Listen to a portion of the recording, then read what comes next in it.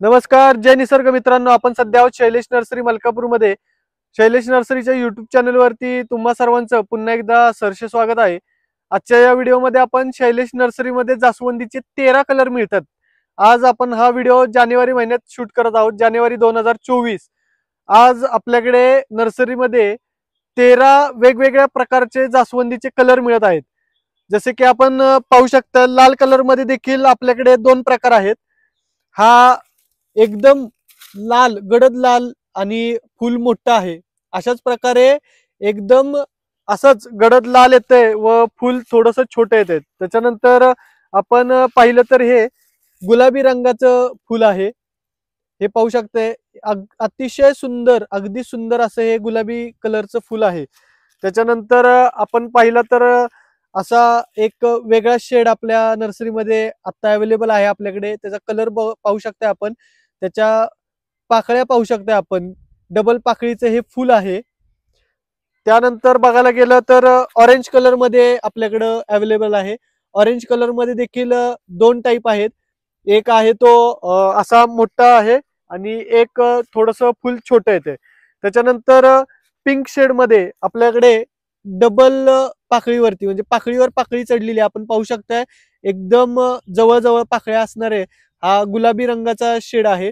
त्याच्यानंतर हा असा 3 रंगांमध्ये शेड एक आहे आपल्याकडे, ज्याच्यामध्ये खाली लाल, मधी ऑरेंज आणि कडा त्याची जी आहे ती येल्लो स्टोन मध्ये आहे.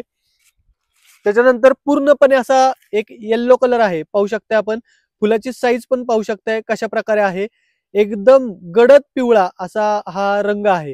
त्याच्यानंतर ऑरेंज फुल पाहू शकता आपण इथे कशा प्रकारे आहे. अशाच प्रकारे आपल्याकडे 13 वेगवेगळे कलर आता शैलेश नर्सरीमध्ये अवेलेबल आहेत. तुम्हाला फुल छोटा हवंय, मोठा हवंय, एकाच कलर मध्ये वेगवेगळी व्हरायटी आहे. जास्वंदीच्या झाडावरती सर्वात जास्त पडणारी कीड म्हणजे मावा, म्हणजे पानाच्या मागच्या बाजूला इकडे सगळं पांढऱ्या कलरचं मावा बसलेला असतोय. फुलाच्या म्हणजे ही कळी जी असते त्याच्यावरती पूर्णपणे बसलेला असतोय मावा पांढऱ्या कलरचा. त्याला घरगुती उपाय काय, तर लसणाच्या पाकळ्या ज्या असतात आपल्या, एक लसूण घ्यायचा, त्याच्यामध्ये 5 ते 6 तिखट मिरच्या, हिरव्या तिखट, एकदम तिखट मिरच्या, ज्या हिरव्या कलरच्या छोट्या छोट्या मिरच्या असतात त्या मिरच्या घ्यायच्या. त्याचं दोन्हीचं मिश्रण करून ते मिक्सरमध्ये वाटून घ्यायचंय आणि ते 1 लिटरच्या पाण्यामध्ये आपण टाकून त्याच्यात थोडासा निरमा टाकायचा आहे आणि ते त्या झाडावरती 3-3 दिवसाच्या गॅपने फवारायचा आहे, जोपर्यंत तो मावा निघून जात नाही तोपर्यंत. हा घरगुती आणि अतिउत्तम असा उपाय आहे याच्यावरती. एवढंच केलं तर तुमचं झाड निरोगी राहतं, टवटवीत राहतं, फुलं भरपूर देतं आणि तुमच्या झाडाला कटिंग म्हणजे फुल लागून गेल्यावर ते थोडंसं खाली कट करायचं.